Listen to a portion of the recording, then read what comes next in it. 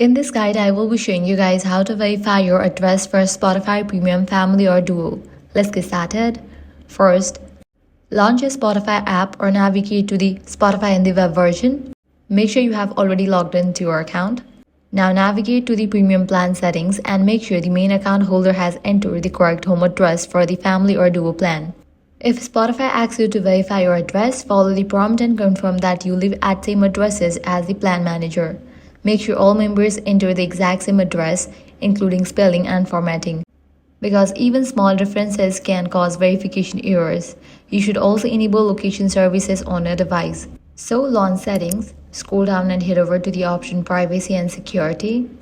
Now navigate to the option location services, enable it, find Spotify in this list, and set it to always allow, since Spotify may use GPS to confirm your location during verification.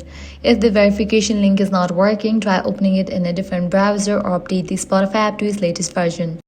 If you're using app, you can switch to browser version. If you're using browser, you can switch back to Spotify app. If you still cannot verify your address, remove the member from the plan and invite them again using a fresh invitation link. By following these steps, you will be able to verify your address for Spotify Premium Family or Duo.